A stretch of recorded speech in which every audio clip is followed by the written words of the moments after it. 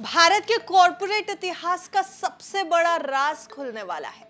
एक ऐसा नाम जो कभी दौलत और शोहरत का दूसरा नाम हुआ करता था, अब कानून के सबसे बड़े चक्रव्यूह में फंस चुका है। क्या इस कहानी का एक गुमनाम किरदार पार्थ बिस्वाल एक पूर्व अरबपति के साम्राज्य के पतन की सबसे बड़ी वजह बनेगा?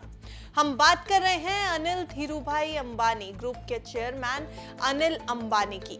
एक ऐसा तूफान खड़ा हो गया है जिसमें ईडी, सेबी और सीबीआई जैसे देशों की सबसे बड़ी जांच एजेंसियां शामिल हैं। यह कहानी है 17,000 करोड़ रुपए के कथित घोटाले की, मनी लॉन्ड्रिंग के आरोपों की और एक ऐसे फरेब की जिसने पूरे देश को हिला कर रख दिया है। नमस्कार, आप देख रहे हैं बिस्तक, मैं हूं आपके साथ अर्णिमा द्विवेदी। 5 अगस्त को अनिल अंबानी ईडी के सवालों का सामना करने वाले हैं, लेकिन सबसे बड़ा सवाल यह है कि क्या जांच एजेंसियां अब अनिल अंबानी और इस पूरी कहानी के एक और अहम मोहरे पार्थ बिस्वाल को आमने सामने बैठाकर पूछताछ करेंगी?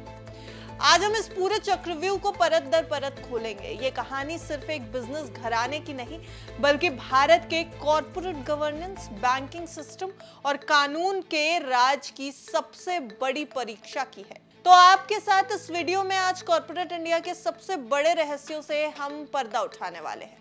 देखिए, इस पूरे भूचाल के केंद्र में है अनिल अंबानी की कंपनी रिलायंस इंफ्रास्ट्रक्चर।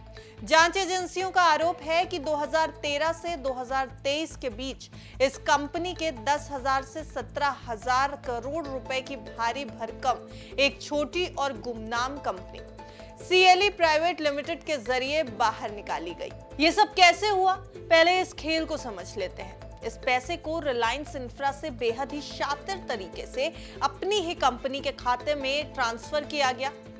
बड़ी रकम इंटर कॉर्पोरेट डिपॉजिट्स यानी आईसीडीज के जरिए सीएलई प्राइवेट लिमिटेड को ट्रांसफर की गई। बाद में ये पैसे लौटे नहीं और रिलायंस इंफ्रा ने इस रकम को बैड लोन बता दिया और चुपचाप बैलेंस शीट से बाहर कर दिया, जबकि रिलायंस इंफ्रा को बताना चाहिए था कि सीएलई प्राइवेट लिमिटेड के साथ रिलेटेड पार्टी ट्रांजैक्शन किया गया है। अब सेबी और ईडी का कहना है कि यह साफ तौर पर रिलेटेड पार्टी ट्रांजैक्शन था जिसे छिपाया गया। इससे न सिर्फ शेयर होल्डर्स, न सिर्फ स्टॉक होल्डर्स को धोखा दिया गया, बल्कि बाजार को भी गुमराह किया गया। वहीं दूसरी तरफ रिलायंस इंफ्रा का दावा है कि हमारा नुकसान सिर्फ 6,500 करोड़ रुपए का है। सेबी और ईडी का अनुमान है कि 10,000 से 17,000 करोड़ रुपए की हेराफेरी हुई है, जिसे जानबूझकर छिपाया गया है। अब यह अंतर बताता है कि इस पूरे मामले में कितनी बड़ी गड़बड़ी हुई। आरोप है कि कुल मिलाकर रिलायंस इंफ्रास्ट्रक्चर की करीब 90% संपत्ति 90% ऑफ एसेट्स सीएलई में ट्रांसफर कर दिया गया था। सेबी और ईडी का तर्क है कि यह रिलेटेड पार्टी ट्रांजैक्शन का क्लासिक मामला है, जिसका मकसद शेयर धारकों और बाजार को धोखा देना था।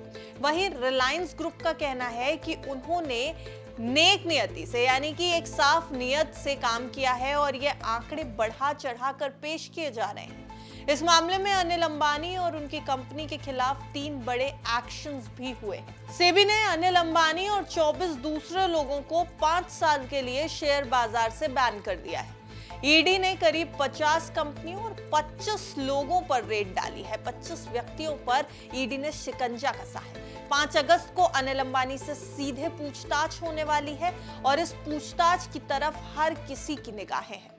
अब सवाल यह है कि क्या इस पूछताछ में पार्थ बिस्वाल को भी बुलाया जाएगा? जानकारों की माने तो इस मामले में पार्थ बिस्वाल और अनिल अंबानी को आमने सामने बैठाकर पूछताछ हो सकती है, और अगर ऐसा होता है तो कई बातें परत दर परत खुल सकती है। पार्थ बिस्वाल का नाम हाल ही में सामने आया था, जब एक फर्जी बैंक गारंटी मामले की जांच में ईडी को पता चला कि रिलायंस पावर से जुड़ी कुछ कंपनियों ने ओडिशा की एक शेल कंपनी बिस्वाल ट्रेडलिंग का इस्तेमाल किया था। इस कंपनी ने स्टेट बैंक ऑफ इंडिया यानी एसबीआई का नकली डोमेन का इस्तेमाल करते हुए 68.2 करोड़ रुपए की फर्जी गारंटी बनाई। ईडी की जांच में यह भी सामने आया कि इस पूरे नेटवर्क में एन्क्रिप्टेड मैसेजिंग, फर्जी दस्तावेज और शेल अकाउंट्स का इस्तेमाल किया गया था।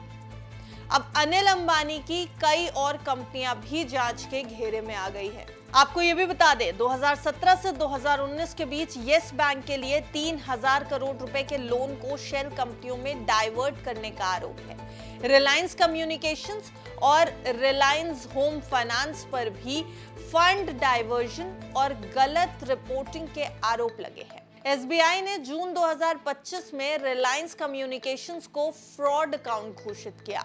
अनिल अंबानी के एडीएजी ग्रुप का कहना है कि अनिल अंबानी 2022 से किसी भी कंपनी के ऑपरेशनल रोल में नहीं है।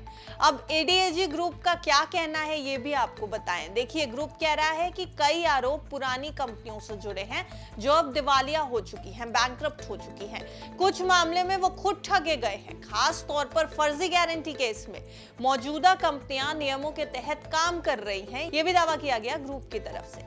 5 अगस्त को ईडी की पूछताछ में कई बड़े खुलासे हो सकते हैं। यह साफ है कि एजेंसियां अब सीधे जवाब चाहती हैं। अगर पार्थ बिस्वाल और अनिल अंबानी को आमने सामने बिठाया जाता है तो फर्जी कंपनी मामले की सच्चाई सामने आ सकती है। सीएलई में हुए हजारों करोड़ के ट्रांजैक्शन की चेन साफ हो सकती है। ये भी तय हो सकता है कि ये सब सिर्फ लापरवाही थी या एक सोची समझी धोखाधड़ी।